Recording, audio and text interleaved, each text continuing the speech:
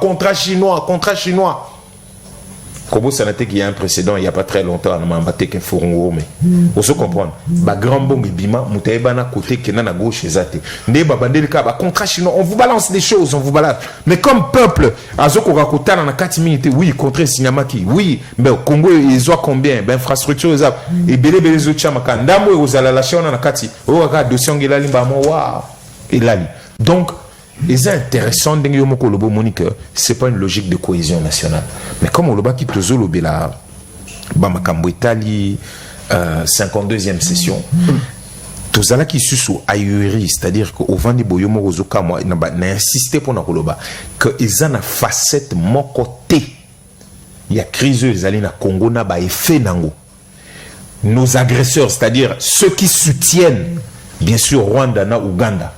Au basali ko soutenir M23 et zali na facette mon côté à crise oyo bureau il y a Nations Unies à droit de l'homme et habité bazana ba rapport ébélé donc c'est quelque chose qui ne nécessitait pas plus que cela. Vous devez comprendre un ministre et c'est ce qui s'est toujours passé. Oui, on sait qu'à un moment donné un président centrafricain en conflit na bango ici s'est rendu là-bas mais la plupart du temps Ezaraka ba ministre mbakenda kuna donc kochaka photo na été pour ko pesa kanda longola pardon longola photo ya nanga pour que pesa ba congolais kanda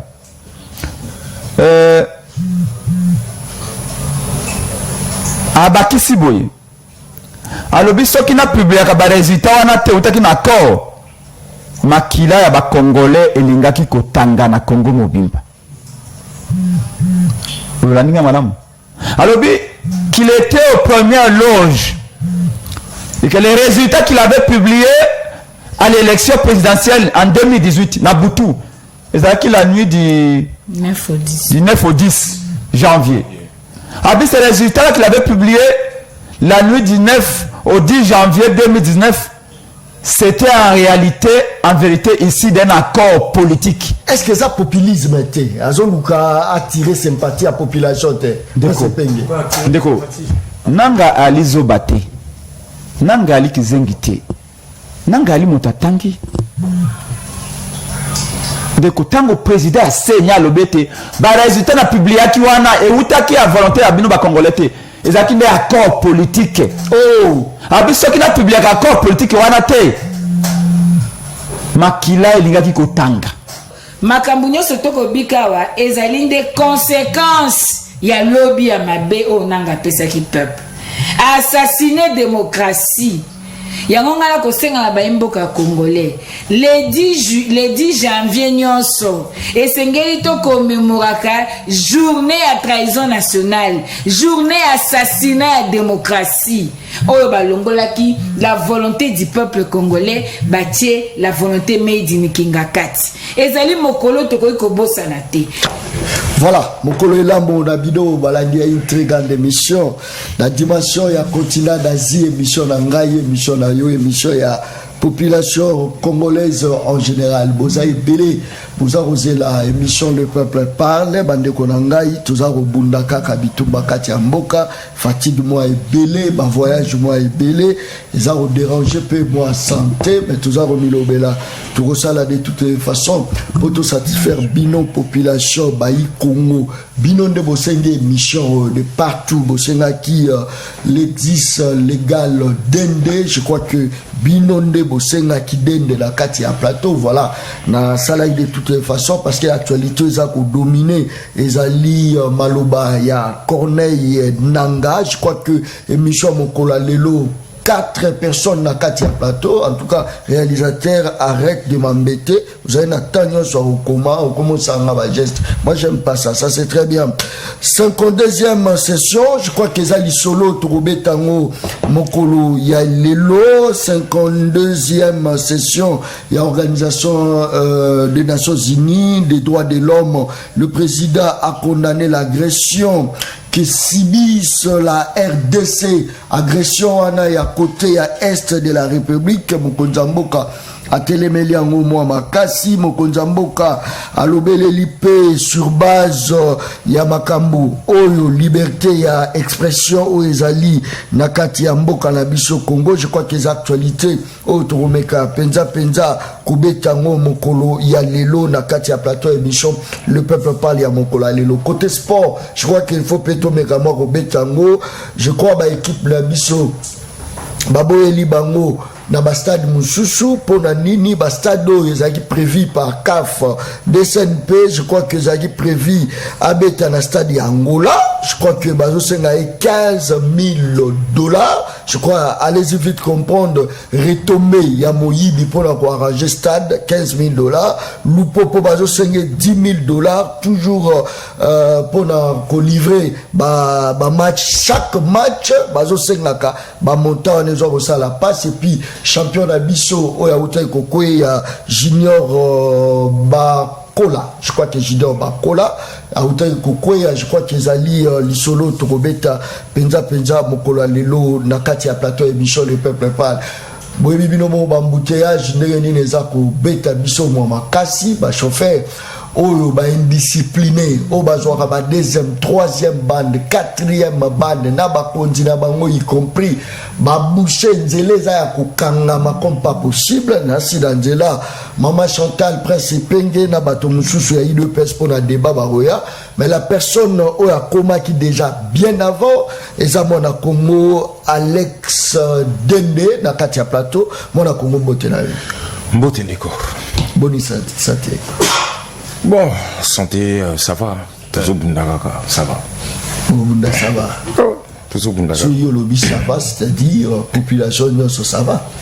Si on a le lobby, ça va, cela veut dire que moni, c'est tout la logique il y a combat, la logique il y a résistance. Il faut pas couper sa munguna, auto-couper sa adversaire. Intime conviction que à ça l'émission. Donc, au-delà, au union ce peuple à subir. Au-delà à Robaya au Ekoi, vous voyez que on est à la zone minière où il y a biso ezali na bloc et belé na kati surtout quand on a cassé terite. Au-delà na yango nyonso, il faut tous se montrer combatif. Peuple azako subir, mazako se montrer combatif. Que il faut pas renoncer na espoir, il faut pas renoncer na kobunda. Pour la dignité nae, il faut pas renoncer pour voir nae à la étouffer. Donc na banyo sona surtout ngam nazana plateau pour na roloba, nazana obligation roloba que ça va. Parce que si on a se plaindre nae ko laksa que nyon se koufi et salibo ba autour na mais finalement banani ba roloba le sus. Donc les tolobaka ça va, nous tenons, nous avançons. Il faut quoi pour les lots RDC Azala Kolela Lelate, qu'est-ce qu'il faut? Oui, ils ont une solution magique. Il faut, pour l'instant, il faut des hommes pour faire respecter. Donc, il faut battre na katia ba institution et puis bateau le peuple la poni bazala na ba institution où il sengeli que Congo a repensé ma kamni et puis a salé la oyo batouana bayoka na peuple. Au fond, première chose pour na kobanda ko se ko retrouver na ebi keza eza schéma eza science exacte qui fait zalaka exactement bon. Ndé balobaka ceux qui mutu ezo sala susute nzoto nyonso ekozala na problème parce que direction ngwana ngolo bateka ceux li sapezo sala tenzo teza na problème te mais ceux qui mutu ici qui déjà la gauche au monde na kamaramunyo c'est bandolala. Donc dans ces cas il faut na les colos, c'est-à-dire n'enge constitution na biso sala mokambi ya mboka azala na légitimité nécessaire, c'est-à-dire azala oyo awuti et pas ya batu et pas ya peuple en fonction ya oyo ya proposé na batu. Au moni pona koya oye usengi parce qu'il faut y avoir différence national bango quelque part différence ya ba constitution union sur les kana constitution à 2006 au fêté celui 17 ans et ça que oyo wana ezaka un article ba peseli peuple bazongisi ki bokonzi pas peuple, c'est-à-dire que pour accéder au pouvoir lelo il faut y pas peuple et ngolo basiko ceux qui peuple assis à bosali maponami peuple a pesi bavoa na ye pa mutu majorité wana mutu wana baproclame ye yenda azali ne bonga ebandi déjà kozongisa makambo na mulongo parce que siko mutu wana po akoma na place wana autolekati na bato ebele ti bacandidat bazalaki ebele baponi parce qu'à présenter lo babenga contrat social à présenter projet na ye bato bandimi yango et puis basali contrat social wana d'abord kozongisa légitimité kozongisa ke mutu oyo baponi yenda azala nisika et après siko mutu wana il faut appliquer politique au peuple aponelaki entre autres nenge tozali na situation lelo ezali d'abord nini makambo ya sécurité parce que ceux qui makambo ya sécurité omoni mpona kozala na état au-delà ya boza na peuple au-delà boza na bafrontière au-delà ke bareconnaître bino mo mpe il faut bozala na makasi ya kopréserver bafrontière wana bosali territoire na bino ezala sécurisé na bateau bazali na kati à partir wana bato bakozwa dignité na bango parce que si bayebi ke mutu akoya kosakana na bango te bakozwa dignité et puis na kati ocréer bacondition ndenge ezalaka économie situation ya basanté donc ocréer bomoi na kati na barègle moderne nango moke moko omona bato bandosala mais tant que exposer des motifs ya constitution ou elobi ke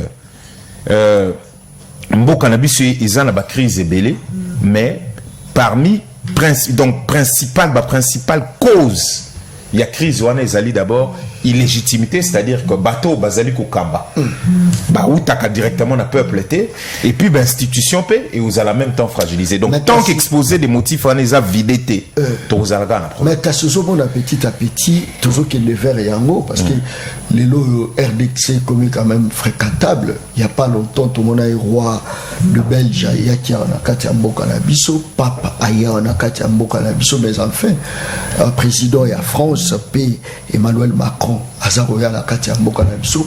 Pouvons-nous dire que la diplomatie agissante petit à petit Ezako Salama, l'image du pays est bien vendue, non surtout tout le Baïza Pamba, mais tout ça au monde a quand même RDC comme fréquentable, et ce qui est quand même la bénéfice à la population. Merci beaucoup. Après, on a habité depuis quand vous avez fréquentable était, on a habité.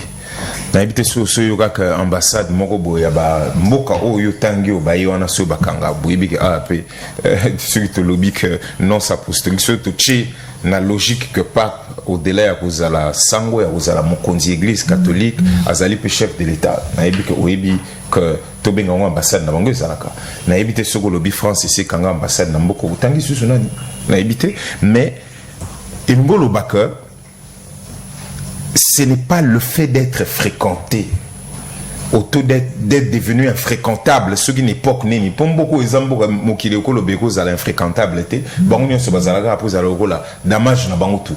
Ils ont besoin de ce qu'il y a dans ce pays. Baibi stratégiquement ils ont beaucoup ils na kati ya centre et Afrique ils ont ba richesse belé ils ont ba minerai belé ils ont ma belé parce que tout le baga minerai metobo ça na kamambu ya terre arabe ou ikole sa mokile mobimba izali awa donc ba mai izali belé ou ba conflit mai déjà c'est banda ou tout le monde a besoin de Éthiopie ou il est kina Égypte ou tout ça mais biso tout ça ça donc il y a beaucoup de réponses au mokile lukaka ba solution nango donc ba problème ya mokile et belé ba solution nango ezana kati mboko donc mbala mon côté c'est Salima en tout cas depuis to collaborer ba sûr que non Congo comme infréquentable à la raté ce n'est pas ça et puis les deux nengo utako le bolobi et c'est intéressant papa yaka na sur mtunyo salanda qui discours ya papa donc aye maye ko yebi sabino que corruption ezamabe ayeko yebisabino bo respecter peuple ayeko yebisabino que Moussapia Mouké ou donc le pouvoir et service aux Hollandais donc galaxie Moussapia Mouké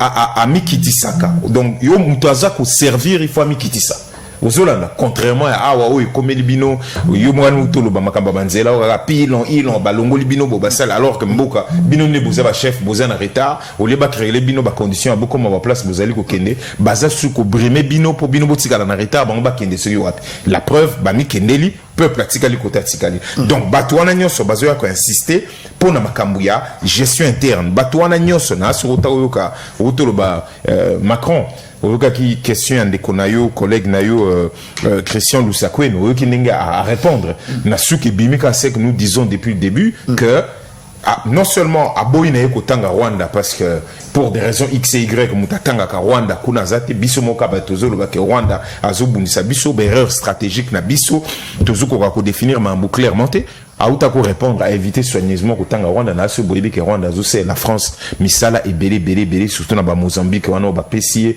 et mtazo gérer ba société azo gérer sécurité il y a ba société à France ezali ko na ba investissement na bango ya pétrole boyebi que bazo atangiete donc muto azali koya aza parmi ba soutien ya minene ya Rwanda biso tozoloba Rwanda zo bunsa biso donc azoya na logique ya oya biso ya kokene na sens na biso non bato nyonso baya neti oyo tengwa na azape na azana conseil de sécurité babunda ki abalobi bon tolongole libino po bochaki makele lebele ils étaient à la manœuvre surtout France que balongola makambo ya ba notification ya arme balongoli peuple nyonso azo soutenir armée bolobi to sombi minduki mais tous les jours tozola mukaka botoki mboka telekei parti à Mboka Telekei, c'est que ces gens-là viennent nous dire ici, sauf quand si les aides diplomatie, c'est que ces gens-là viennent nous dire, excusez-moi, Bazoya Kolomanabiso tous les jours que la solution c'est d'abord vous-même. Ce qui binomoko bo sali que makambo ici la irosila. Biso ba toyebi que la solution c'est nous-mêmes, biso moka amener tozo tozo kenda ko lelaka lela na chena on a pluriel bo pour ça la moi bien tozo kenda ko lelaka tous les jours mutu tel azo obeta biso mutu tel azo beta biso bazo tout na binome binomoko. Quand est-ce que vous allez vous décider pour biso moke simba il faut une cohésion nationale au niveau interne, il faut que l'obisa batu nyonso, il faut que mikidisa ndenge papa loba ki na cadre de diplomatie na yo papa ya lobi mutazali ko servir il faut mikitisa o mikitisi oyo moni baningo lobi likambo e komeninga indongo na sur na soki ba décision mabe mais je veux qu'au niveau interne tous à la unis pour trouver bisogno solution parce que ngai moko ndenge nazali ka imprimer makambo e ko simba société et on a trouver ba solution na biso malem mais ce qui koto orgueil zakaka ko prouver zakaka yango no moni samedi mais c'est ça le makina stade mais c'est ça le fiasco. Parce que l'idée zalaki de pouvoir prouver ba jeune catholique ba toni saki stade na banze monyoso yemaki que non bango baza capable. La preuve ils se sont comportés à peu près pareil sauf que stade à 80% vide sinon 85% les alaki nango vide. Donc c'est pour te dire que la logique ya ngai kaka oche biso kaka ndeto leki biso yango zo fragiliser bato wana oyo tangi bango nde baza sima ya Rwanda bango nde bazo faciliter batuerie biloko moi ebele est-ce que bino bozalaka wapi tango bango bayaka non c'est-à-dire que ça va compromission tant la kati ya mboka na biso pourquoi zolo ba biso tozalaka wapi il a auto tangelo mamba contrat social là on y a élection so bo sale élection muto a présenté programme naé pour reposer ba question na volet sécuritaire au salani na ka on a la programme ndeko Félix Tshisekedi na betaka solo nango makambo a lobaka so lingina trouvant makambo a lobaka pour la sécurité ya mboka na programme naé ou a présenté un hôtel Béatrice. Je l'ai dit ici dans cette émission. Alors ceux qui peuplent la Ponio toyozonga mambananga pour bomoni mambeliki ceux qui peuplent la Ponio yosko zan obligation ya ko la politique au yo au sali contrat social na peuple aux Hollandais.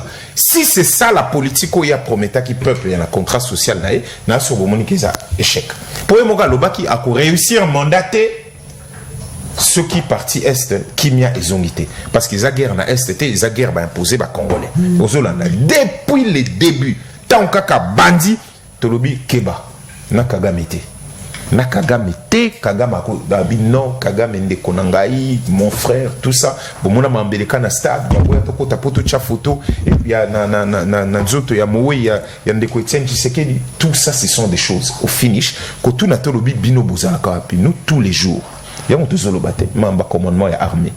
Où est notre armée? Comment ils ont ça les maketosa pour soutenir tous les jours? Ba messe, ba prière, ba marche. Tout le but ba paix ça ma coquignon c'est comme ma priorité des priorités. Nasuka, ça n'avance pas. Tous les jours tous au perdre. Il y a un commandant en chef aux Hollandais. Donc Nebalobaka, c'est toujours la tête. Il y a toujours un commandant qui a un problème. C'est pas forcément les troupes. Parce que les troupes, ceux qui ont organisé un modèle, là, tu as une solution. Donc, tous allés perdre parce que, 1, cohésion nationale, 2, et l'autre, d'abord, péché originel. Cardinal Ambong Alobaka, péché originel. Le fait que, voix peuple, mouto au peuple à Punaki, Azana 4 Masoloté. On a péché originel. À partir de là, dialogue entre peuple. Namuto Azali Namutu. Yamboka ezamingité ou ils allaient quasiment pas dialogue naie na batu bayi politique boyene toujours ba mamba cohésion nationale c'est-à-dire que le banana ba leader nyonso pour na komeka ko dégager ba consensus na ba nyonso to yo le ba mamba élection to le ba mamba défense tout ça non plus il y en a pas et puis na souke saleminde nini bango bazali ko naviguer à vue ndenge monsieur Kadima Yasseni à Lobaka dernièrement que Seni veut naviguer à vue mais le pays fait à peu près pareil et puis na souka on se retrouve avec des situations où mboka ezokende moko mais baouto lo basiko na Genève n'attend bazo sur na ba congolais que non notre patience a des limites et on va tout poser question il faut combien de morts il faut mboka zomati na proportion nini pour patience ou limite. Analysons d'abord les discours. C'est que le Congo est bien représenté par le président Félix Antoine Tshisekedi parce qu'il ne cesse pas de citer les noms. Il y a pays Rwanda, Nakatia Monokonaye, comme agresseur, il n'y a pas d'ambition. Il ne cesse pas à Rolobake. Le pays est agressé. Peut-on dire que le pays est bien représenté via le discours d'ailleurs. Tout le bac depuis qu'à la tout étape discours parce que ces discours nous le portons depuis le début. Il y a le bac Rwanda même quand armée basiri moko akangi ba soldat rwandais a présenté ministre et information et gouvernement oyo boyebi kalikaka na teva les caméras na chaîne étrangère pour dire que non ils allaient Rwanda et que même porte-parole et armée wana azalaka obligé hiérarchie ezelaye ba décision ce qui va changer boyebi likambo wana bon maintenant que ils ont établi biso tolobi kezali Rwanda communauté internationale les Holanda bisoté na logique nyonso na so zomona ba vote nyonso zoleka ezolanda biso na logique on a te toke suko se fourvoyer na kata EAC o biso tozolobaki banane bandeli tokota makambo wana te tokota ya toro basi bandimi déjà que zamabe ba komozonga mukemke ba lobi tozongela peut-être SADC tamsu bomba pourtant tolobema ba EAC bandima kité donc au fond et donc il faut retenir que ce n'est pas le fait ya kokende koloba Rwanda ernyoso parce que oui so yibisi mwana mukena poto to moi jeune homme lobi Rwanda zaka agressé biso Rwanda zaka beta biso tuni bon bona ça non Rwanda na carte amoni Rwanda amoni Congo tu non mais vous vous plaignez vous avez plaintif boneni bobunda te pour la pourquoi vous vous organisez pas comme tous les pays où ils ont bunda vous avez la Zelensky de Baosalam ba mamna bango même peu importe parce que j'ai une position assez claire dans Mambwana mais vous avez dit aux hommes que na champ de bataille aux unité président américain penaïbo aketi na Ukraine aketi côté bitumbezali ba solo lui pena président na tous les jours azokende ba ko motiver ba troupe ko salabo et pas na biso c'est qu'on tozali komona et que tout nangai tisikoyo au-delà ya ba plateau ya mineno ezali koleka premier ministre o azali ko kamambo kalelo président de la république o azali ko kamambo kalelo combien de fois bazo ken na zone de guerre combien de fois bazo kende ko yebisa peuple wana o azako kima partout comme on a kezali mboka na biso peu importe attendez masasi zako beta biso toza combien de fois bazo kende ko motiver ba troupe aux Hollandais mais le nombre de voyages à l'extérieur est énorme. Donc il ne suffit plus maintenant, il y a aucun pas batouana nyoso ba yebi ce qui se passe. N'a pas ce exemple par exemple. Personnellement, tu te dis que fort déjà au Salama. Non, na lobby boy. Peut-être que non, c'est pas ce que j'ai dit.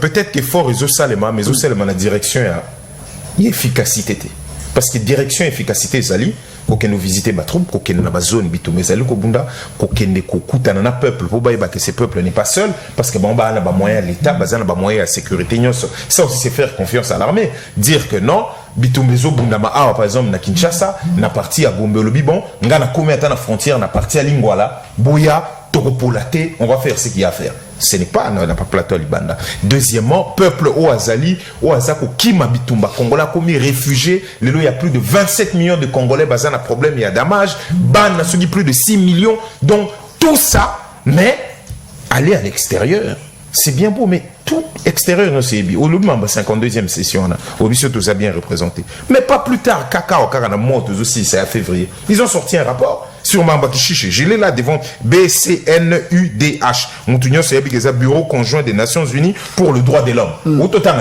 Alors, dans un rapport publié mardi le 7 février, la même entité a revu à la hausse ses bilans et parle maintenant des 117 civils tués. On a toujours le moment Kishishi. Aucun doye bisabango nini que ces gens ne connaissent pas. Ils ont 52e session. Ils ont un droit de l'homme. Il y a les Nations Unies. C'est leur rapport qu'il y a ici. Aux Hollandais. Donc ils connaissent tout du Congo, ils connaissent agressé Bisso, ils connaissent M23 supplétif il y a Rwanda, comment ils sont organisés. Les élèves Guterres Mutalobara dernièrement habillé armée wana il y a M23 wana to benga voyou wana terroriste wana bazana minduki kolekana armée conventionnelle Mutalobaki. C'est qu'ils ont toute la situation. Bana MONUSCO, le MONUSCO n'engezali wana kunaba. MONUSCO n'engezali eza na makambo information nyonso biso photo ke noloba. Qu'est-ce qu'il nous reste à faire? On a une logique, il y a efficacité, cohésion nationale, Kochabatou nyonso na même compréhension, admettre que l'on a échoué. Il faut acha nani. Depuis les c'est comme si Boza la bino ya kufungwama Boza ozelaka invitation à Mokonzi Mboka Félix Antoine Tshisekedi pour vendre bo pesa ils ont une invitation dans côté proposition de sortie de crise bimi quand en 2019 kaka ne bandité ton mambezo yinda biso de stolatsi que toyebi ndenge tokosukela toyebi que balkanisation makambo ezo kende comme pouvoir euti na peuple te makambo ezali na sima po bato ba consolider pouvoir na bango ekoya comme problématique boya to solola boya to bomamoto ce qui vient de se passer et l'équipe aux Hollandais wana président Martin Fayulu alobi ce qui vient de se passer et l'équipe boya to solola to bongisa et parmi ma proposition réforme il y a système mobimba ya sécurité, c'est-à-dire ils ala balataka minduki na balataka tenue civile. Donc appareil mobimba sécuritaire boyato solo là to réformer ba makambo et ngapeto solo là wana to ngato solo là makambo ya ko organiser ndenge d'élection tous on a 2019 to stoyebi ke makambo d'élection kaka modèle to sukeli lieu toyebi ke to komena na modèle boyato solo là pour o ileki et les cas sous-souté parce qu'ils ont fragilisé kaka Congo pour na suki kozala nini soki pouvoir wana outi pas peuple te bateau bazala la manœuvre o basali likama oyo bangonde ko rendre bango compte. Et ça, ce n'est pas normal.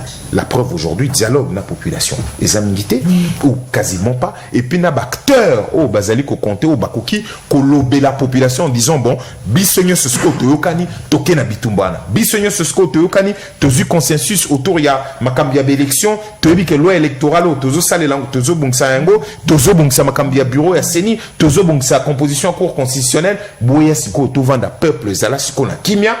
L'année toujours ça va régler, c'est de ça qu'il s'agit. Maintenant, effectivement, Bisso tout ce qu'on a depuis 2019, ouverture et esprit na Bisso, ndenge to lingi to vanda Bisso nyonso ensemble pour tout mekoloba pour no bon sambo kana Bisso. Maintenant à que oloba lisusu. Zela Alex Dende, mutuna les abonnés, les tis légal, mutuna les aliboué. La France pour y battre problème ezali, c'est lorsque la population manifeste. À chaque fois où danger ça l'hypématie, carburé-mati, bato va revendiquer. L'ikambozali, bato va revendiquer. Qu'est-ce qui fait que na kati ya mboka na biso revendication ezali, c'est-à-dire il y a pas de problème. Mais image yozo peso lire problème ezali. So qui population zo manifester te, ça faute ya banani, malubonga bona. Ndeko na ngai, oyebi ke eza presque wana ezaneti on isa bio na ibi goza mutu ya peuple donc oko finga peuple était na ko attribuer ben intention na te mais ceux qui peuple o azolanda biso siko ayoki ke yo lobby a manifestakate ayoki ke yo lobby abimaka libanda te.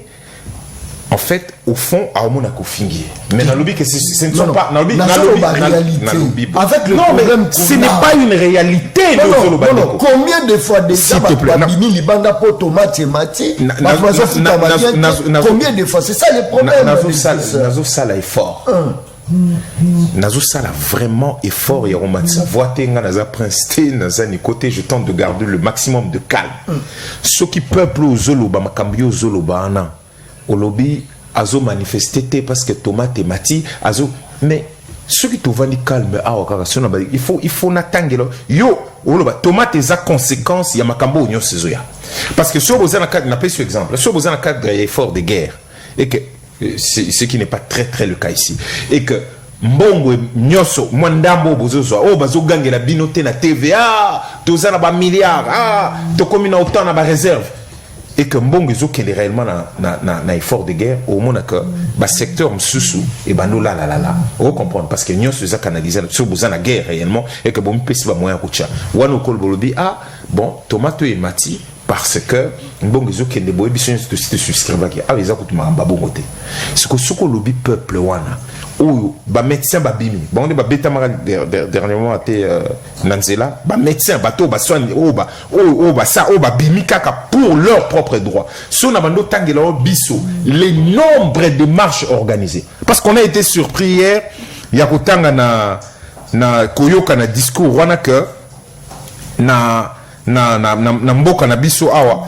ba libérer Azwaka décision pour libéraliser des espaces de manifestation publique, des libertés d'opinion, des pensées et d'information avec pour objectif plus jamais en RDC des manifestations non violentes et réprimées. Ngayo na otamona j'ai nous presque à moitié. Nabolo banoma babakar ninge panzana. Nabolo tangelo kombo d'avin kalala o tokunda. Nabolo bakombo ya defa okuna na Goma. Na kotangela o deta na boy ko yebisa o bana oyo yemo kwa kenda ko babi il n'était pas au courant. O yebi kambo ezalaka o ezalaka na bengi. O bana ba sala manifestation bana classe qui ont été réprimés par la police sur place. Nabo tang pona ko tanga na tangi. Mais on est surpris de savoir que ba libéraliser espace ngolo ba que Tchango izara sous zone neutre pour ce que le mot bim saka mutu libanda au mon avis tant tozongi na président en novembre. Bon a plus de 2000 véhicules il y a des policiers. Bon a lacrymogène c'est-à-dire que mutu ako pousse na sous-suprimé na prince tena ba o bazoteka et bizarrement on apprend que ba libéraliser espace nyoso ba réprimaka sous ba marche non violente pour biso tout ça la marche ya o izaka na violence to bani koloba to tamul combien na mamba corruption to banda makam il y a 15 millions il y a rétro commission to bando tambola na makambo italia kaka ya gestion depuis 15 millions ya rétro commission to fingami to bambami mabanga to be mais des milliers des centaines de milliers bateau nyos yozolo bolobi babimakate soko cheka likolo libanda mabeti masasi beti yozolo bolobi les gens ne manifestent pas. Pour certaines personnes le pouvoir en place est en phase.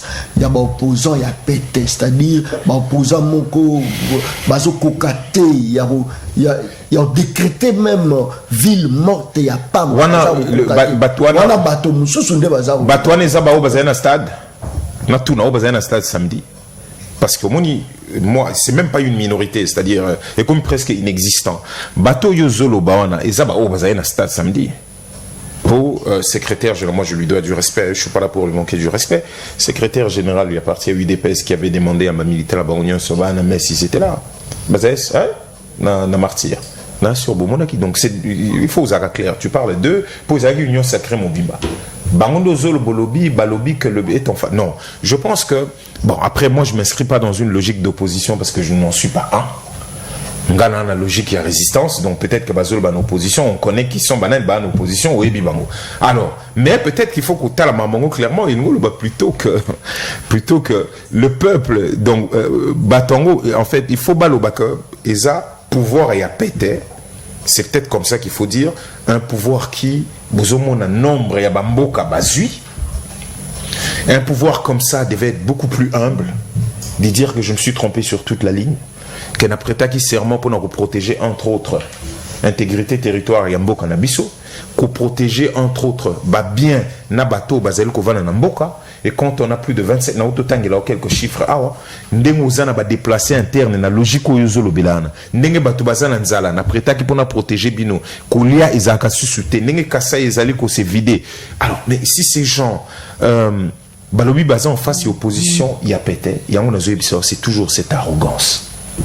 C'est cette arrogance qui fait que les choses n'avancent pas. Yo, au lieu de l'opposition à péter l'accès que c'est un pouvoir qui respecte la Constitution, un pouvoir qui travaille pour le peuple, un pouvoir dont les détourneurs sont bazan à prison, un pouvoir où à récupérer Kambongo, bah détourner, et puis à l'accès, bah tout pour atteindre aux yeux comme un contrat chinois.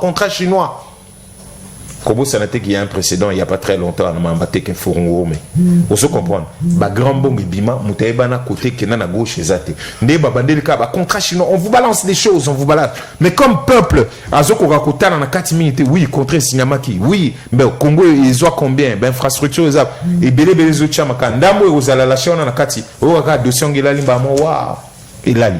Donc, c'est intéressant de dire que ce n'est pas une logique de cohésion nationale.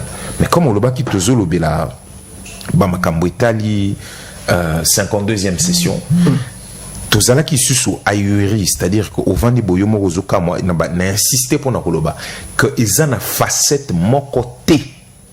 Il y a crise ils allaient na Congo na ba effet nango. Nos agresseurs, c'est-à-dire ceux qui soutiennent bien sûr Rwanda na Ouganda. Au basali ko soutenir M23 et zali na facette mon côté à crise oyo bureau il y a Nations Unies à droit de l'homme et habité bazana ba rapport ébélé donc c'est quelque chose qui ne nécessitait pas plus que cela. Vous comprendre un ministre et c'est ce qui s'est toujours passé. Oui, on sait qu'à un moment donné un président centrafricain en conflit na bango ici s'est rendu là-bas. Mais la plupart du temps, Ezalaka, ministre Mbakenda. Donc ça n'aurait pas empêché que le même ministre accueilli à lobby ce qui aurait pu être dit. Parce que bizarrement, bango bazu avion ba komikuna, Rubaya bazu yango. Na zui bisoro que Rubaya wana na autant tanga un rapport qui disait que 40 ndenge bazu yango il a que Congo perdre 43%. Il y a ba colton là-bas. 43% qui nangonga o ezana mbo na maboko ya batu oyo bazali ko zwa minduki bazali ko boma batu bazali ko exploiter union so bazali ko exploiter uniquement ka pona boma ba congolais et puis ko zwa ba partir à territoire na bango même batu wana nde bazaka imposer ba bi il faut basolula bazo pesa ba préalable na bango un peu bazo pesa ba préalable ou tozo comprendre était que bango il faut ba longwa bango il faut ba sala nini mais c'est le même qui nous prennent des territoires et c'est ces pouvoirs là ndazoloba opposition ya pété au fond zomone et comme il dénie c'est-à-dire dénie ça que Mutazo a omita la terre à zone dimate que zaye Mutazo sala makamwana il ne pense plus que Mutazo à la base il y a échec il y a beaucoup ezaliko qui na balkanisation Martin Fayulu l'avait déjà dit ce qui Kabila tikaki balkanisation à 50 ou à 60% ses pouvoirs et comme si monsieur déjà à 80 et là vous au monde. Merci beaucoup. Je crois que Batwaza en ligne belé bazokoma bonjour ndeko John tuna ndeko Lexis ponanini silence boye na lamuka liboso ya biso peuple d'Anyonso yamabe tozali kumuna. Merci beaucoup, merci. Merci. Toye bisande kwana ka mbala mona mukuse. Eza silence te. Eza que tozala ki na mo avance belendeko. Mambu nyoso yesiko ezo yesiko tolobaki yango déjà avant. On l'avait dit. Tolobaki mboke ezo kende. Président Martela naba discours na ye nyoso. Si on a 20 banda 2019 na 20 nyonso, il avait dit ma balkanisation. Il avait dit ma kambouya processus ezali vicieux. On l'a prouvé avec des chiffres nets que opérationnalisation, il y a vote, il y a fraude et bandi déjà na to bandi déjà ko sala makambo babengi il y a enrôlement na identification na enrôlement. Bomoni preuve nango, bomoni voiture mobimba, jeep mobimba zo kende chikapa, il y a député dont le nom est connu. Le parti est connu, Kazana Kat, il y a Union Sacrée. Balobé Azan a plus de 40 000 cartes vierges, Naba fiche, Naba machine, il y a enrôlement. Et là, qui c'est qu'il y a l'église catholique, Naba église protestante de Balobaki. Et là, qui ouane ezalaki parce qu'accident de Salemi. Il y a un bon moni Jeep one. Bon, imaginez, Union se c'est l'équipe sans accident. Kobanga na bango ya élection leur impose un schéma au bango ba bundi saka. Yango bango nyo sobazu, sa maman. Donc rassurez de quoi que toza malheureusement toyebi ke tikali kaka la muka mtifasa makambwana. On est dans l'obligation que celle ça marche moko ya munene.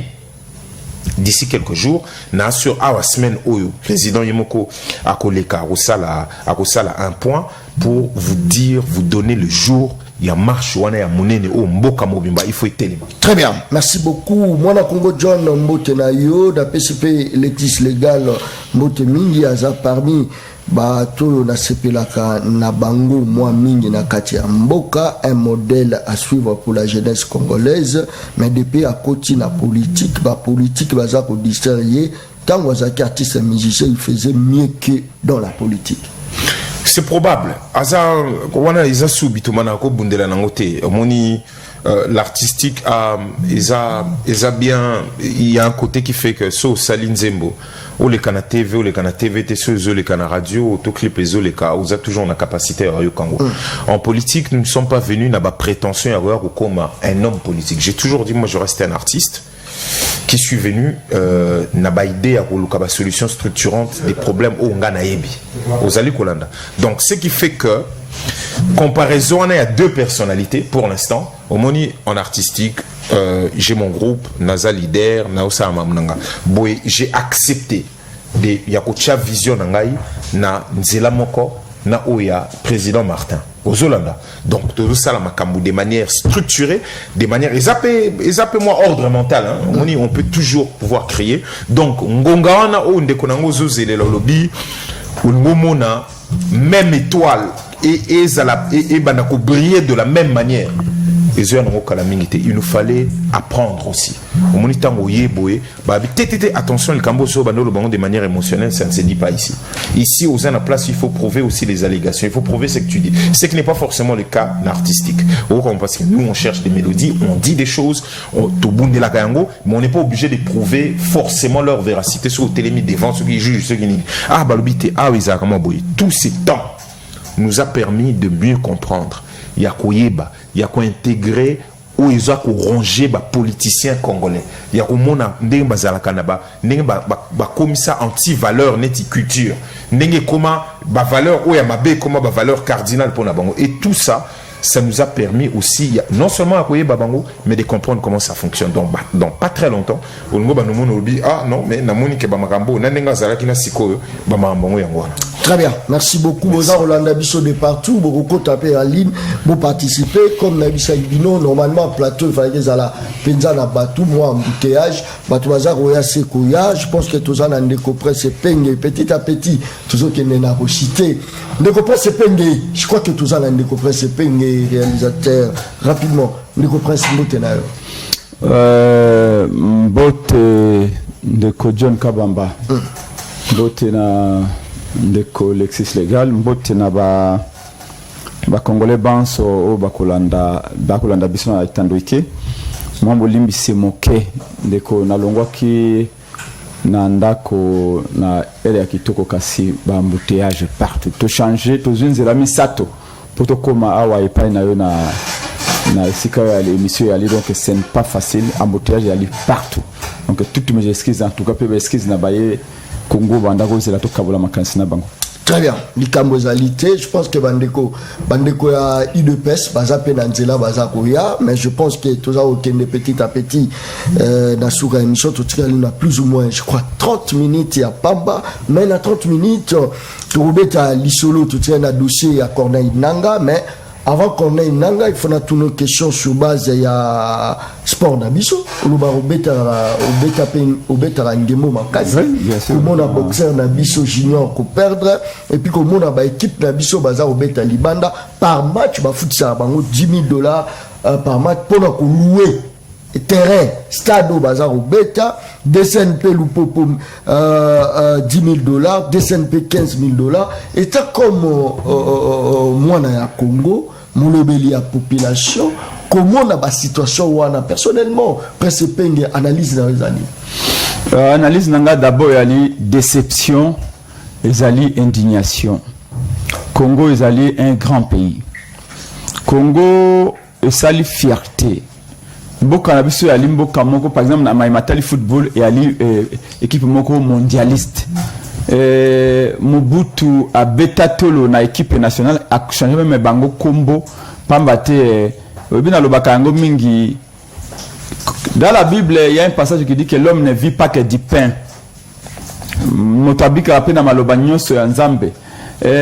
Moto pona ngai politika na lingomba na ngai de Congo na kati ya lamuka tolobaka ete ekolo ebika katika kana ba potentialité otoenango o le Congo yana ba richesse minière Congo yana ba barrage Congo yana 100 millions d'habitants 2,345,450 km². Oui, tout ça c'est bien, mais un pays vit aussi de l'honneur et honneur est allé aussi au à partir ba sportif nabiso. Ndeko Bakambu a sali fierté à Mboka Mingi. Je voudrais le saluer et qu'il sache qu'il a le soutien du président Eli, de tous les Congolais de Prince Epenge. Bakambu, c'est un monsieur extrêmement sérieux. Namona kaye lokola a joué au Congo à Betaka na Marseille. Chancel. Vous voyez ce monsieur là comment il est sérieux. C'est un Chinois. Chancel a bêté ba balle tina ba deuxième rien à venir na vendre na ba éléphant. Mais belé ba bêta na elelo ba komi ko sala ba komi ba ajuster ba komi ko sala ba nini ba na ba métier monsieur un métier noble. Ba komi ko bêta ba brique a peu métier à kitoko. Mais vocation des agri football. Nicolas sérieux na Chancel azisi kazali. Ba Kambu fait grand travail. Et j'ai toujours crié que bah, soutenir pas le gouvernement parce qu'on doit soutenir des gens comme ça. Maintenant, à autre que des combats, c'est normal. Dans le sport, il y a 3 résultats. Soit au gagné, soit au poli, au koima calé, soit au koima tinil. À ça, gagner, va sentir belé, c'est une fierté à Congo. Je parle de Bakam. Maintenant, Lelo, à autre que de match, c'est un champion, un grand champion. Et puis, pas n'a pas traité la balle au Bakayé, c'est ce qui m'a cohésion coulé la tête. Au Popoli Gamabele, au Télémi, Yopé Bongama, au Kwesa. Mais je vais dire globalement en une minute dans ma matali sport. Vous savez, Balobi, absence et politique sportive est une politique sportive. C'est pour que vous me comprenez. Absence et politique sportive est une politique sportive. C'est-à-dire que le fait que le gouvernement n'a pas une politique sportive, c'est un choix qui a été opéré par le gouvernement. Depuis M. Félix Chilombo a Zaki nommé par Kabila, au Komona qu'il n'y a aucune politique en matière d'encadrement, il y a tous ces potentiels. Pépinière au Tanangolelo. Nous sommes un des pays les plus talentueux au monde, dans tous les domaines. Est-ce que rien que dans le sport, on peut créer 50 000, 100 millions d'emplois? Est-ce que Namboka Oyo, Naba 1914, Babel, je vais dire ça, ski au monde, na montagne, kuna na Kivu. Est-ce que moi j'ai un livre? Est-ce que tu as un sport, un moteur à l'Ikoloana, ce qui se faisait ici? Et bien, mécanicien, tout ça, ça pouvait donner des emplois. Aujourd'hui, ce que tu es ministre du sport, Moussa nous a ministre du sport à l'Obinao, Moussa n'a pas accompagné Léopard. Les fonctions d'un ministre des sports ne se réduisent pas, il y a aucun Léopard na Cannes, il y a aucun Léopard en Afrique du Sud. Non. Donc, c'est un polypestili. Non. Est-ce que le ministre des Sports peut participer ensemble dans le ministre de l'éducation, dans le ministre de la santé, il y a collaborer politique et la santé publique. Normalement, le ministre des Sports faut en collaboration dans le ministre de l'Éducation nationale, école, mon côté que Fongo na Congo, ça qui est en terrain en football, ça qui est en terrain en basket. Nous ne sommes pas là pour promouvoir la jeune. Mais bien sûr. Très bien. Parce qu'aux États-Unis, par exemple, on a des écoles nyos. Batia terrain à différents sports. Il y en a des gens qui ont ma basket, qui ont ma casse na tennis, qui ont ma casse na dembo. Lélo, on a des millions de jeunes. Ok, na Masina, na Kimanseke, na Maluku, ok, na Bobarumbu, Kinshasa, li meto okuta, na kusiteka mwa commune wana jeunes azako dribbler na terrain boy. Je n'ai pas beta basket, ou beta tennis lobby, mais on le sait qui c'est d'encadrement les alliés. Merci. Mais on comment monter au lobby Simana a créé un peu. Merci. Donc, il faut une bonne politique sportive. Merci. Oui, vous allez accompagner Léopard. Très bien. Merci beaucoup. Très bien. Je crois que Maman Chantal a un petit coco mais la bichot déjà la Katia Plateau émission Le Peuple Parle.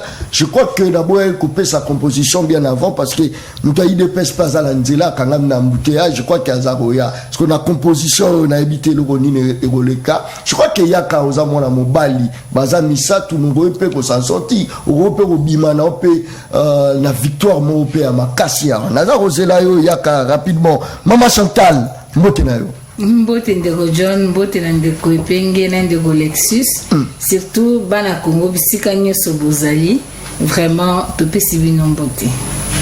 Maman Chantal, naluka pe moi question mo bopona koyisa yo, mais na zupe moment ya koyisa yo na question yango, na o itali sport ya kati ya mboka na biso Congo. Mono seki.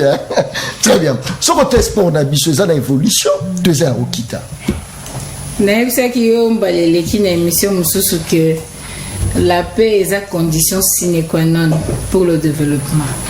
Na domaine nyonso ya vie, lelo congolais to RDC aza difficulté ya kotombama parce que tozanga kimia te ekozanga kimia wana euti na moyibi ya maponomi toza okambama na bato bauti na biso peuple te et c'est ce qui fait que eza na difficulté à redevabilité parce que ceux qui eza penza bato oyo bauti na peuple congolais oyo baa na souci ya mboka Congo kimia penza eza na mitema ba mboka Congo nde tomoni ata l'état asali ba école de foot jeunesse na biso déjà na bas âge a commis encadré na ba discipline sportive aza encadré parce que za mutu mususu yeta musanga sukanya na rompe ngaba moya koma ngombe zate mais aza makasi na sport ako développer à partir de talent na ye mais aujourd'hui moi j'ai un constant à ça na sport tolingara plus toze la miracle que to sala ba devoir na biso en tant que l'état bato soki lelo yoki léopard akobeta na biso ba mama na ba papa na bana ba mama teka kama tembele ambongo ne ya pasi ake somba vareza léopard alati asombi ba siffler asombi ba vuvuzela za kobeta azali kosala nyonso parce que azana posa mboka na ye ekende liboso azana posa équipe na ye ekende liboso mais to bosa na kasikoyo que résultat wana ou victoire to nul to échec ezalaka conséquence ya o esalamaki liboso préparation na niveau à l'état est-ce que tu qui ba joueur dans les conditions toyoka ki a ba de komoko ba betaka basket ba bengali bango na ba hotel pona mbongo ko futezate au moins humiliation wana moral na bango za ndenge nini tant ba koma na terrain eloko nini ba koya nango donc problème à sport il faut to ba ko identifier namke mboka na biso za na talent wana to mona ki sumu butu awa comment domaine sportif peut espérer qui le kumu na mboka to mona ki nenga benga ki même bitumba ya ali na foreman je crois oui bibe yango oh histoire mboka na ngana bango te papa bino bana boesi ma biso boko luka histoire bongo biso to kotika bino nini soki biso to ebi eloko te est-ce que sport peut ekoki kotombola pe mboka est-ce que sport peut kotombola mboka sport kotombola mboka bien sûr parce que ce qui te tient mayele makanisi politique publique en termes de sport le quoi de ko epenga utikoloba koloba ete esengeli to sala na ba discipline boye songolo bakala lolenge boye oyebi ke toko ko résorber pe chômage et ko créer ba emploi et ko permettre pe misole ko ta mboka tango toko gagner ba médaille toko gagner ba coupe toko gagner nyoso et ko sala que misole pe ko ta mboka et ko permettre pe que dignité ya mboka image ya mboka eza na lolenge ya malamu.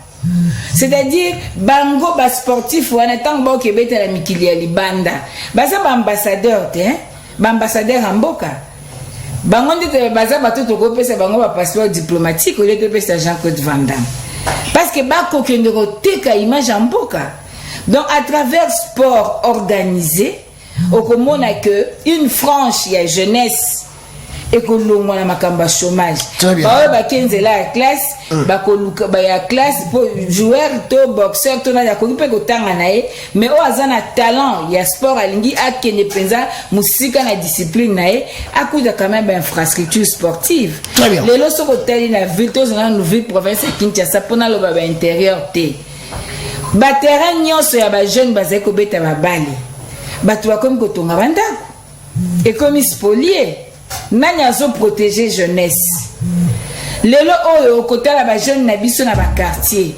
baza na ba talent mais sengela ki mbula materi asala maele ya malamu to identifier ba talent wana to mema bango na ndenga boye kolia malamu to bongisa bango po to teka mboka na biso na nzela ya sport na kanti na mokuse merci oh le baki okwesa ngana ebite ceux qui okwesinga merci beaucoup très bien ça c'est très bien population binombe bopesa ya no koti en ligne on défendre mboka na yo en dehors il y a drapeau ngala lati naza sous la drapeau msuzuté oaza ya double nationalité ngana za la double nation naza obeka da drapeau na lati e bongo yo boni toza kotika mboka na biso lolo bela mboka na yo yo la lipongi après jour ya la muka obi papa ndoki mama maman Ndoki. Yonde Ndoki. Parce que au Kokai Kolobela pe mboko sauver en.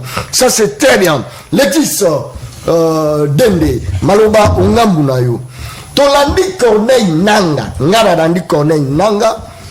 Ancien président et institution monnaie locaux la CENI. Aza pour réduire institution wana naba accord est-ce que le loyo naba mboka moko sérieux naba mboka moko eza la posa ya ko évoluer mutu lokola Corneille Nanga place neza waki malobonga munayo. Merci Ndeko. Vous allez écouter thème na biso pena modèle il fallait to bandela mais on a précisé que tout si ça qui m'a monté bando le baté il y a Genève mamboto le kana na 52e session. Très bien. Ramasser moi pour. Ça qui quand même moi est important. Moni surtout Toyoki kuna que fermeture il y a place union ce stade to benga il y a prison. Il y a place il y a détention au bachar de manière illégale. Il y a prison, il y a secret, bakanga. Alors que ceux qui ont été la mer au Sikoyo, baza devant juge naturel na bangote parce que baza ya golimwa et puis batunyo so babi place bazali ezali ma mingi. Toyoki ka babi ba libérer ba détenu nyonso. Ba détenu, il y a ba prisonnier politique nyonso. Mais ça aussi, toujours comprendre l'affirmation en modèle et l'obamité alors que tu dis que batba na prison biso moko kutu décidé. Tozan a plus de 6, combien 7 ou 6 6. Mobimba baza tisiko na prison. Luc Mlopo, Luc Banane, on va prisonnier à droit commun. Donc, au Monique, tu yoki makambe belé et zole ke la biso. Libéralisation espace public n'est na otaro lo bao, réprimation, manifestation te on te lo biso. Donc, ndenge tu yoki boye laksi que chango za sous zone neutre te. Nzela na mobimba o ba mesana o bango ba sala ba manifestation balinga biso to zalate nzelo ba auto réprimer biso to ya wa to aéroport na novembre bango ba lobi que ba si ba libéraliser ba place wana nyonso donc tozoye baté siko gouverneur oyo ba décision azoya bokanga kuna eza sur quelle base et loba mindenge nini oto loba mika na poto na cadre à consommation mais lo comme suso izali ko bangisa au peuple, si il faut comprendre, Makambo Martin Salobaki Makambezo le Kana Est, lien Makambezo le Kana partie Est, insécurité ezali, nao ezali atawa na tolobaka na grand bande de nege komela bisor, que zalaki na lien direct de l'organisation de l'élection. Toyoki na suka balobi, toutefois, la persistance de la guerre à l'Est de notre pays risque d'hypothéquer le processus électoral. Le mot est lâché. Pour se comprendre. Nebabi risque d'hypothéquer, le mot est lâché. Et l'axi déjà que lien au Tobanda Koloba, au Martin Aloba qui président, il lui a lobby, on va les belé à lobby. Makambozo le kana Est, wana. Makambozo le kana Bandundu. Modèle au ezali kotikama, ça ne peut pas empêcher Mouto ezali ko kansama na maloba lobby. Est-ce que Oyo na catch nenge ezali, est-ce que élection Oyo modèle toujours salema, est-ce que guerre Oyo na modèle ezali ko zala gérer? Est-ce que Zali stratégie t'est délibérée pour na kolekisa makambo au départ bato bazao quand c'est azako le dans le vide maintenant boyoki est commis toutefois la persistance alors que toyebi que nangonga oyo il y aurait pas choix msusu que yakoluka pour récupérer ba territoire wana mais ce que la que ce qui ndenge balobi que la patience notre patience a des limites. Combien de morts il faut, combien de parties en bas il faut baser pour patience. On est ici là et limite n'angé coca. Donc il a dit que ceux qui le lot lobby to bunda sérieusement. Donc du coup l'élection Goussel m'a suscité parce qu'il risque on est en guanat. Pour il faut to bunda. On est en train de tuer des Congolais. On dirait que Zobunda bon il faut to bunda. Parce que zonga la kata motuna na ngai parce que terreau za romemanga on dirait que non vous avez sous na pouvoir politique ya ko drainer foule ya ko bimisa bango libanda ya ko créer ba ville morte wana tozo ngo to kanga yango eza makamba ville na kati ya eza mamba ville na uto la kisaoka que déclaration wana ba tout ce qu'il faut bazonga na temps ya makambo to lobaka que tout comme nango pembeni et puis bah comme on le babi ce qui est persisté makambo ezo le kana est et pas qu'à l'est n'est tout parce que c'est une guerre qui est imposée au Congo ce qui a persisté et là c'est que et qui hypothéqué il y a on a ébissé que si la stratégie est de reconquérir ba territoire wana ya ko sauver ba Congolais bazo bomama ou bazana maboka batwana ya ko longola makambo ya ba zone tampon et la qui s'y fait que donc ba élection et comme ils allaient là suicider donc risque d'élection ezalate ezali oza même na Kasai ozomona ningezo le kana Kasai ba babini na otanga onzela mona yo que enrôlement des électeurs au Kasai les membres de la société civile et de l'union sacrée dans la rue pour dénoncer la corruption. Très bien. Alors que kuna ba machine e bandako kenano bandako kene chikapa mais bizarrement batobabi il faut te dénoncer selon tout le monde a stratégie. Alors teko bangati soit moi temps ou mécanement on réfléchit dans les canaux on a presse penge ba message za okota saline de John de collectif apesa biso numéro naye oneza message de Guatinenga bonjour à tous j'aime l'émission et j'aime mon de collectif à jamais oublier mon président Martin Fayulu c'est Genovi Kayolo nde atindi message wana toza ozonga lisusu na WhatsApp bonjour ndeko John pesa mama Chantal Mbote na sepelaka na ye makasi na ba analyse na ye c'est Carmel Matou depuis Cité Verte. Je crois que ndeko Carmel Latini Mbote depuis Cité Verte. Bonjour le peuple parle. Merci beaucoup pour ça rectifier à Komaki. Monsieur les journalistes demandent à l'exis s'il sera candidat aux élections 2023. Très bien. Je crois que ça Motuno Natuni. Saline de Kojon Kabama, même lui-même Kabouya, face à Alexis Légal, presse Peigne, Maman Chantal, Ezak Danger Mingi, Moutaï de Pes, Akoyate. Ça c'est très bien. Merci, et un message où Bakoti Selina. Je lis encore message. Moussou, bonjour le peuple. Le peuple parle na sepeli na émission ya lelo makasi yebisa Maman Chantal na sepeli na santé na ye. Bon, biso ba soldat to boma nani na mboka oyo tozo kufa butu lokola moyi ta hein? Je crois que place on a commis na comprendre on penda moi bien très bien. Merci beaucoup, je crois que message au moins est commis.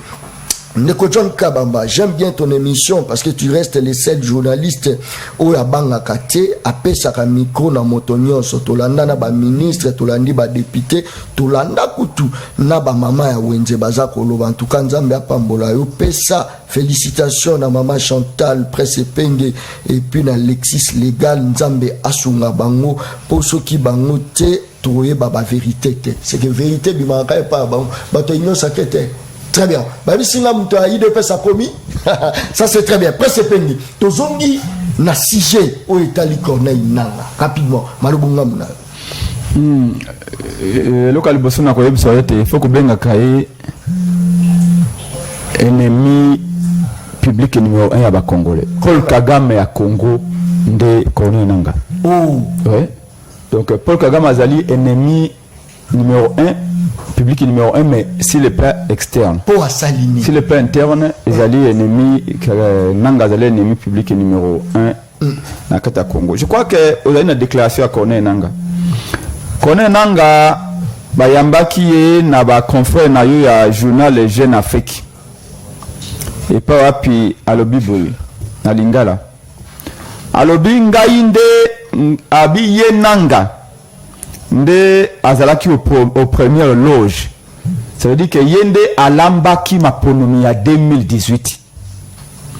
Pe alobi ete ba résultat ya élection présidentielle il y a 2018 oyo ye a publiaki a pesaki na ba Congolais. Ezalaki en réalité en vérité et fouille ya compromis politique. Kochaka photo na été pour ko pesa kanda longola pardon longola photo ya nanga pour que pesa ba Congolais kanda.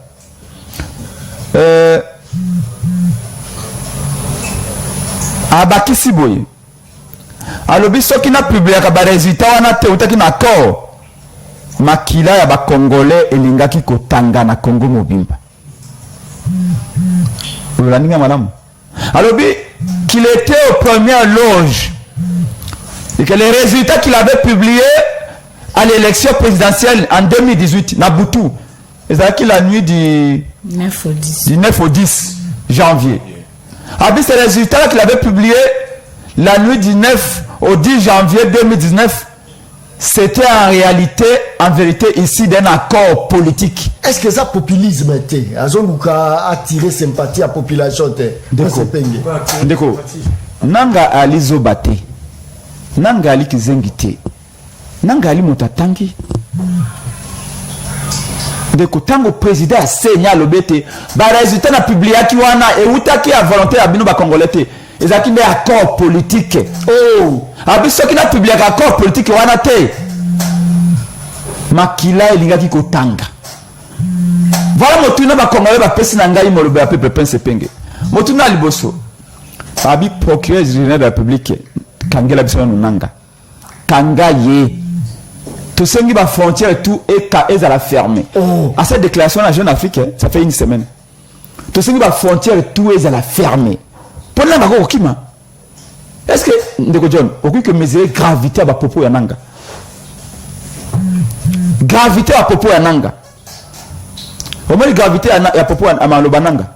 Les gens le tinda ka moi na une école maternelle, moi na 5 ans, une jeune fille mais enseignant na lobby a violé. Attends que le bango 5 ans après. Et que ça andeni. Ce qu'enseignant a violé moi na une jeune fille et une petite fille à 5 ans. Attends que le bango après 30 ans. Et que ça andeni, c'est exactement au nanga sali. Nanga procureur général de la République a kanga nanga immédiatement. Nanga yebisa biso. Comment il a violé la constitution? A violé loi électorale? A violé code de bonne conduite? Nanga yema signé ça battre code de bonne conduite. Pour nous publier les résultats, il y a élection présidentielle ou un accord politique il y a lobby à confirmer en Jeune Afrique. Puis à tiki ba vrai résultat au peuple appelle ça qui motuna liboso procureur fa tuna nanga yami balé nanga le bala na première loge c'est-à-dire na kindoku e salamaki nanga nde mutasala ki wana na 2018 alobi que ce qui a publié ka ba résultat le kutawana te parce que Félix vainqueur makila ba congolais elingaki kotanga nanga c'est que nanga yebi nani alingaki atangisa makila ba congolais Fayulu azaki na mando kité Félix Tshilombo azaki na mando kité. Shadal azaki na mando kité. Les seuls azaki na mando ki ezali Kabila. Yango to ngiro tuna. C'est que le problème c'est maintenant nanga. Oui, mais nanga eza quoi yo lobi ke ngai na monaki. Okosa nini?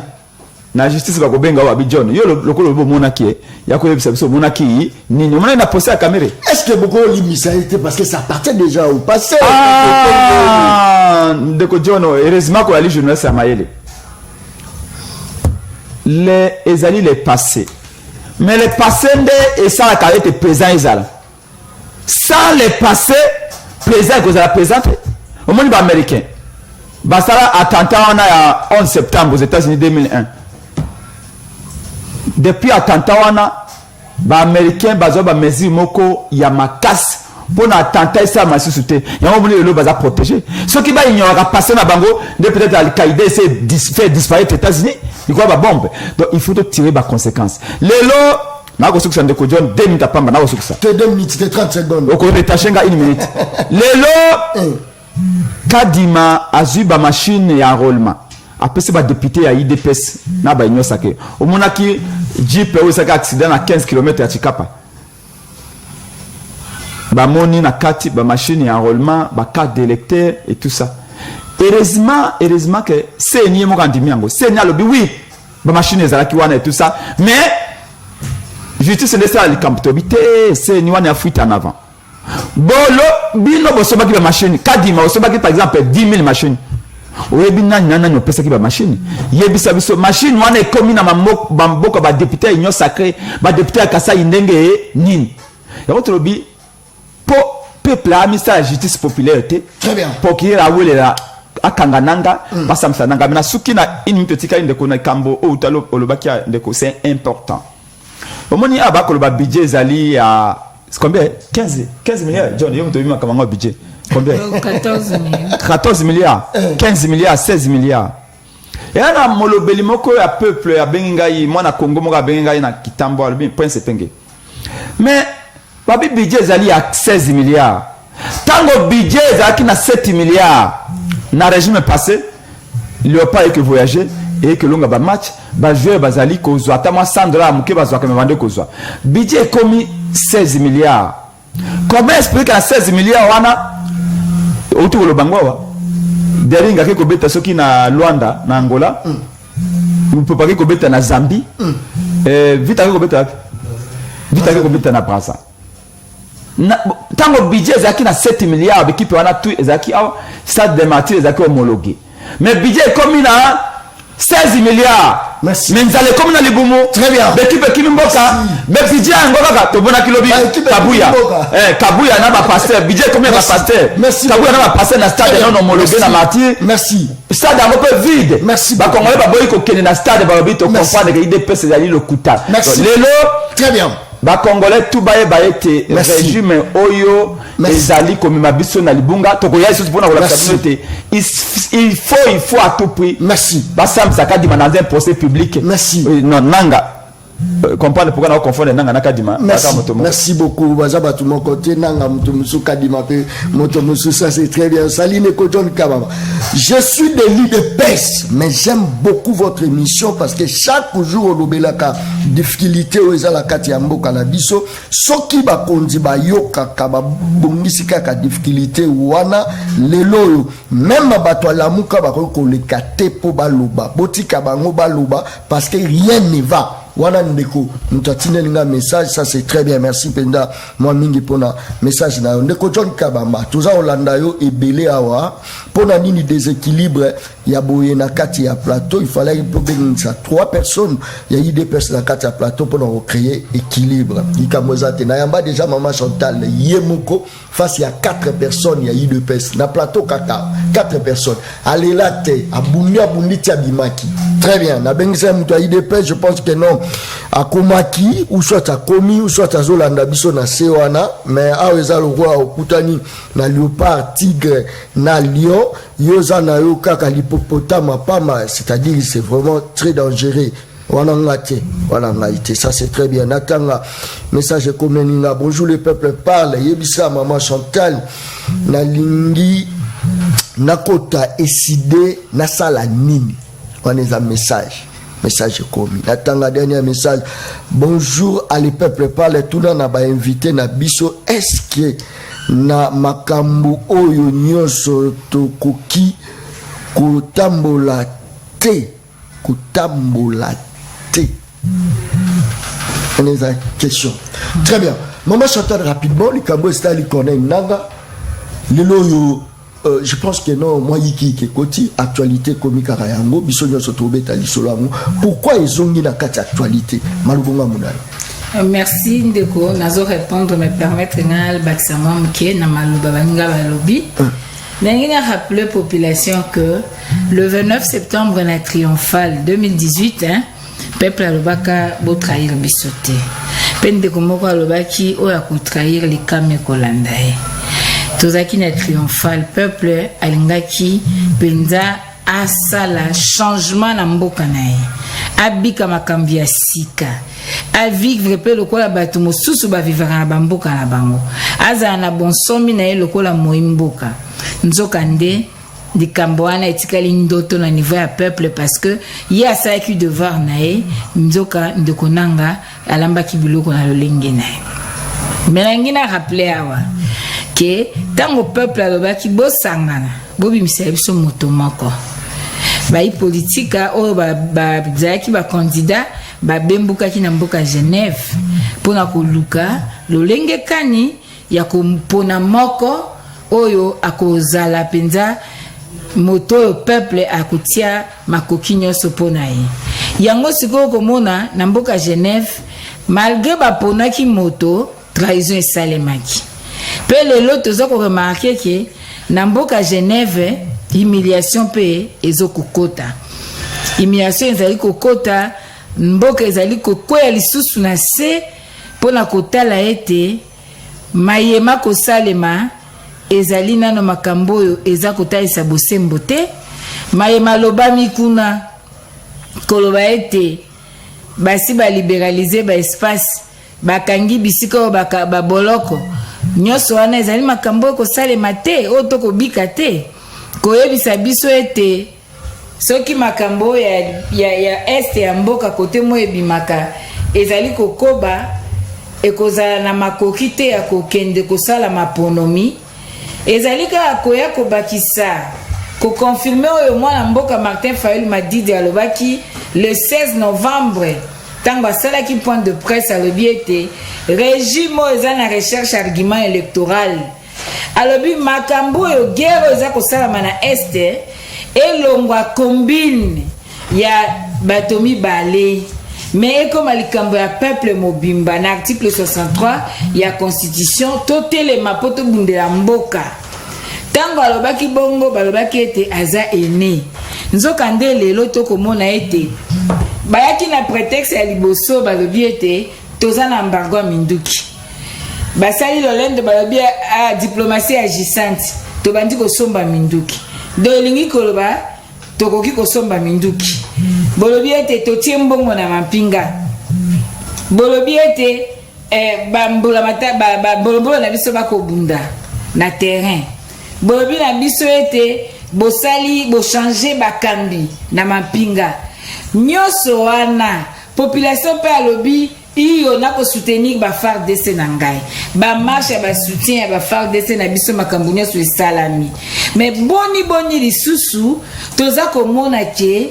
bamboka ekokoba kaka na kokweya boni lisusu tobanda komona milelo epai ya bakambi ya bambolombolo wana ya liziki ya baagresseur oyo babengi état des agresseurs du Congo baya lisusu koyebisa bango lobi bozala nde mopanzi ya peuple kasi mopanzi ya ba M23 te boni lisusu yango tokoloba ete makambo tata Martin Fayulu alobaki ete bato bakoluka argument électoral avec une paix de façade koyoka na kosolola masolo po baloba ete bon ça va paix koti na este baza artisan ya paix tika peuple apesa bango lisusu mikolo nzoka nde bango moko nde bafongoli porte po banguna bakota na mboka likambo wana esengelaki koyeba yango malamu mingi pe esengeli biso toyeba bana mboka Congo ete biso lolenge oyo tozali lelo tosengeli kobosa na lobi na biso te soki tobosani lobi na biso tobungi nzela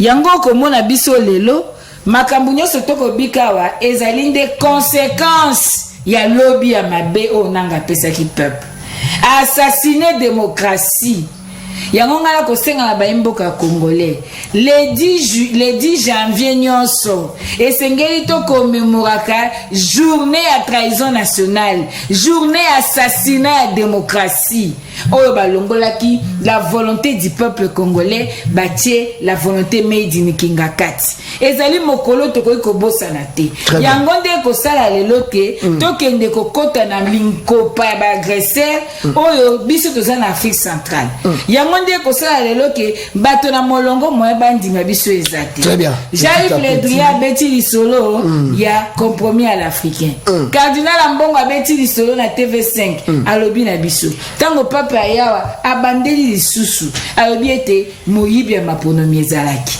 papa Mosengo alobaki na biso alobi soki tondimi kaka ete ndeko Fayulu alongaki maponomi tolingaki tosilisa makasi ya Kabila bato nyonso bakoya bakoloba biso moko baila muka tokoloba bato balobi pe sikoyo lokwa nzamba alalaka te ayeye moko akoteli be moto oyo asalaki makambo yango ebomi mboka alobi ete yo moko nde okotatola pe lelo ya alobi ete ngai nanga masolo na betelaka bino na butu ya le 9 na le 10 janvier 2024 eza makambo bino peuple bosalaki te eza nde makambo euteki na masolo ya bana oyo bamonaki ete bango nde baheritier ya solo ya Congo badeside sir mboka mobimba zoka nde lopango ya famille esengaka conseil de famille liboso bosalela yango likambo to projet mais bango badesidaki na ndenge ya bango tala likame koti na mboka tala lelo M23 ake kozwa tina rubaya esika oyo coltan efanda esika ba minere efanda esika oyo penza nkita ya ekolo efandi lelo bake kozwa yango ekokoma nini soki bolingi tobima to négocier lisusu tokabi lisusu eloko mosusu tokosuka wapi yango tokoyebisa baimboka ndeko pe atunaki motuna mpona koloba ete tozali kolengela marche ya kafukafu o esengeli ko salema na baimboka nyoso bana ya Congo victoire o baibaki eza victoire Martin Fayulu te eza victoire ya peuple congolais ezali peuple mutu aponaki choix na ye alors to ko sala marche ya kafu na mikolo ko ya to ko pesa date poto yeba ndenge nini ya ko bundela mboka parce que ce sont des moyens légaux o eza na possession na biso pona ko bundela mboka. Merci beaucoup, je pense que non ba message ezokota de partout. Merci beaucoup. Bonjour mon patriote John. J'aime tellement ton émission, que Dieu te bénisse abondamment. Merci beaucoup. De toutes les façons, c'est que le peuple congolais veut, c'est juste la bonne marche qui s'assoit du côté de l'opposition ou bien du parti au pouvoir signé M. Salem depuis quelque part. M. Salem n'a pas sur Moté, place union surtout aux Rolanda. Émission Le Peuple Parle. Je crois que ma message est au quota ébélé. Bonjour Nazali Pasteur Nakomini Yamakala, Tuna Mama Chantal, appelle sa numéro naye. Tout Kosepela Makasi to Yambaye na Mars, s'il vous plaît. On est un message Yandeko Moko à Tindeli Biso Awa. Merci beaucoup. Bonjour Neko John. Tomonaki na conférence ya Genève Babengi Bakondi ya Mboka ministre kuna bayebi yete ke azalaka président te. On est un message Neko Moko à Kotiselingai. Je crois ba message les a ibélé. Bonjour le peuple parle Biso.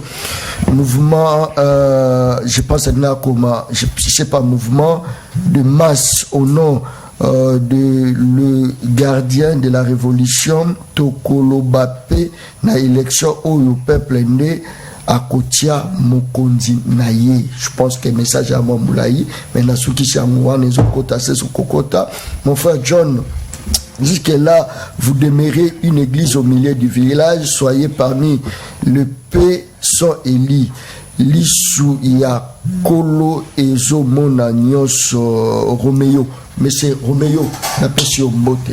Moi, on a comme l'église légale, tout comme déjà presque dans Souka. Il y a une émission, le peuple parle, mais il y a qu'on répond à Naboui. Tout ça, on est là, même presque penga, les lima kasi, qu'on est dans la faut kangaye, parce qu'il y a Moutaza à la base, il y a une autre commune de population. Pourquoi ne pas bangater à Pessa?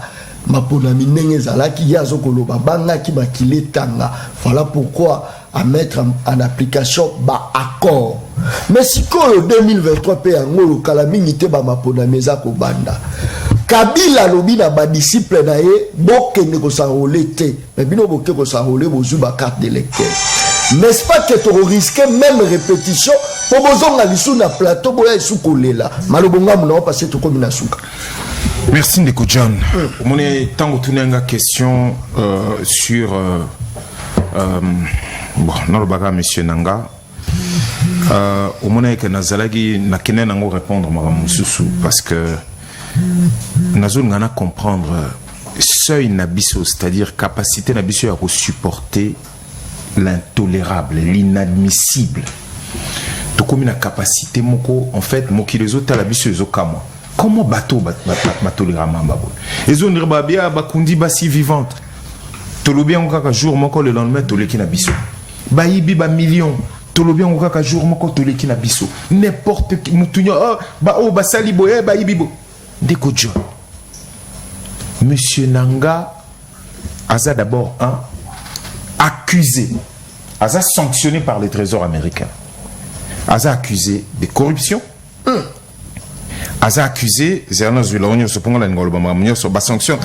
donc Aza accusé la corruption na entrave à la démocratie. Oh, donc tangu mutu et puis na mars ba sanctionné.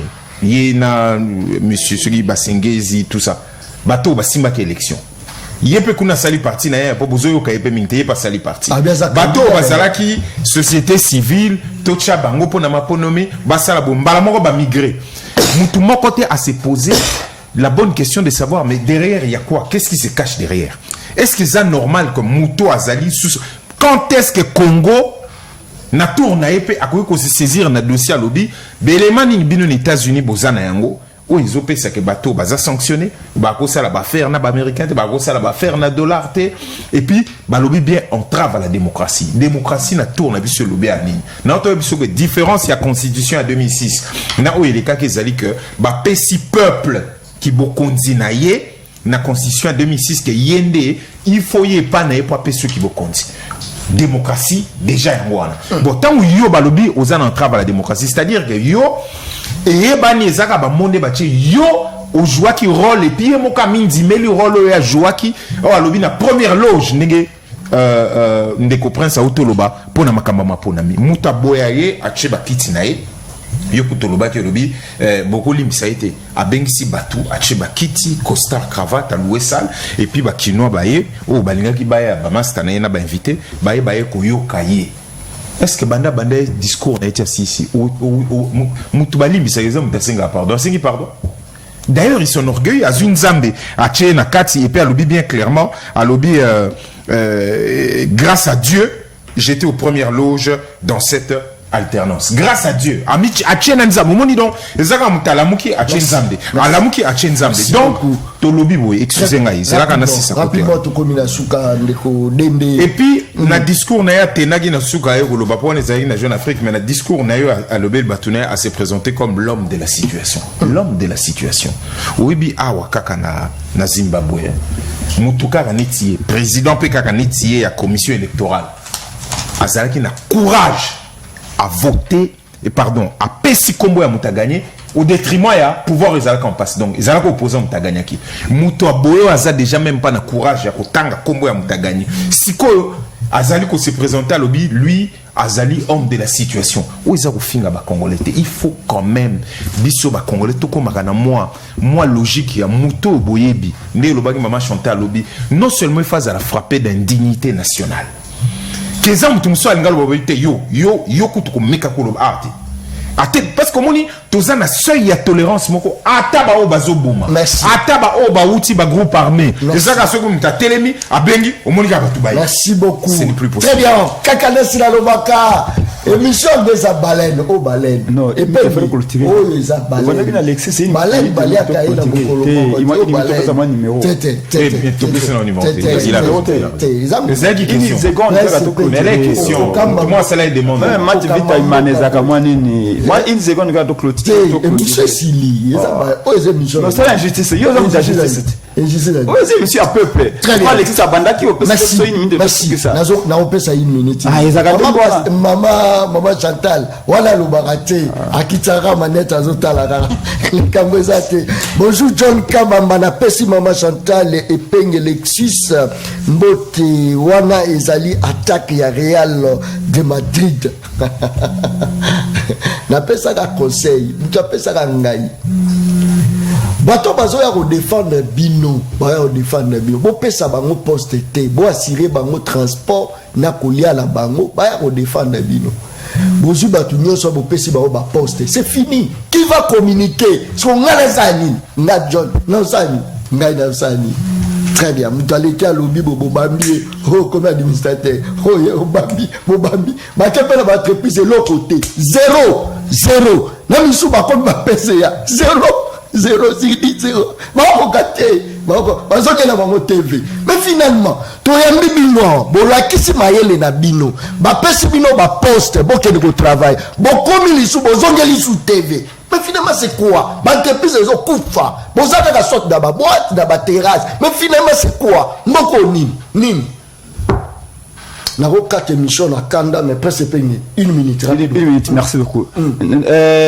Nzambala la kate na pesi yesu merci mingi parce que vérité zaka vérité basunga ka vérité ça fait une année tu expliquer batu na ndenge nyoso que Fati aza bétonté obo mona kana Fati bétonté ya Fati farine pour Kabila ko ça bétonté impossible Kabila pesa béton na peuple bo mona ka Fati farine béton ya wana te lelo vérité zulu nanga yemoko alobi ke ngai na publier ki ba résultat ya accord pour na bloquer makiletanga nanga basambisa ye pour kabdima pe azwa mayele balobi la paix de la loi inspire la sagesse lelo kadima za comme opération ndinga mabe église catholique elobi yango elobi te kadima soki apesi biso origine ya ba machine wana te akabo na bato IDPS na bato union sacrée biso catholique et c'est se retirer donc pour na biso lelo na lamuka bana lamuka vous a mobilisé dans quelques jours il y aura une très grande marche partout nous allons aller partout insécurité partout chômage partout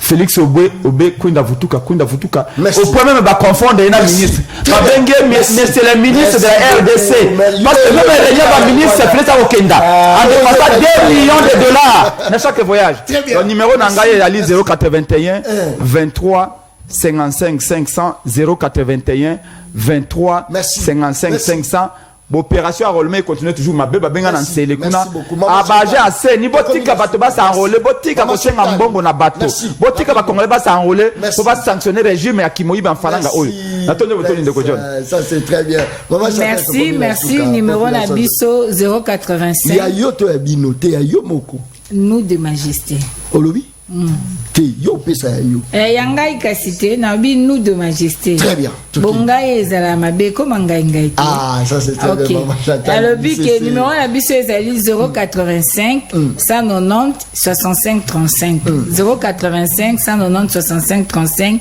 uniquement par WhatsApp message audio ou appel WhatsApp 085 190 65 35 maman mikata yo kité John okatanga na mambolo ba sikoyo na ngina loba boye rapidement na mokuse peuple congolais asengi parce que la muka c'est l'esprit du peuple congolais asengi arrestation immédiate ya Nanga et sanction au peuple à réserver alors big Nanga il faut frapper d'indignité nationale. Merci.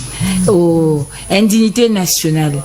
Et puis tu dis que c'est peuple congolais que mbaloyo ko permettre les sous le côté ya motindo wana. Merci. Au voter au protéger choix na yo. Ce qui mutalinga boto la choix na yo telemela article 64 Merci beaucoup. Protéger souveraineté na yo pour na lobby ya bana biso. Merci beaucoup. Mais bande konanga bazana musoso wa bana musoso. Basala inane bazaka na maité. Merci. Batiki bango lelo baeli bango facture ya ane wana mobimba bazo menacer bakatela bango ba mai me bazana mai na kita na terrain na monanga moko ndenge bakena somba mai na ba bidon donc régie des eaux talana likambwana bana musoso sima station o ezali sur avenue université quartier wana o ezaki ex quartier onatra batala bana bazo benga wana mingi régie des eaux menacer kata ba pompe pendant que ba pesa ki maite Maman Chantal lelo bosani ndanu merci maman Chantal kaka na sinalobaka émission ngeza balenda baliaka ina mokolo moko te baliaka balenda monda monde baliaka balenda je pense ba peine les belé moya royambango ezati tous habiter penza na ngonga to déborder penza makasi ngana zo ko lobela kako etali méritocratie c'est-à-dire bato bazo mériter bocha bango na ba place ba militante boke ya ka ba entreprise na bino ya ba parti politique muto a militer mingi bopesi e poste mais ba poste ya l'état bato baza ko mériter nani alobi John Kabamba bato basisi kelasi bazali vraiment la volonté au sale la mboka mais nani angwa repousser bango basala pour le lo ba poste komi ya ba militant kata émission si kata rapidement kata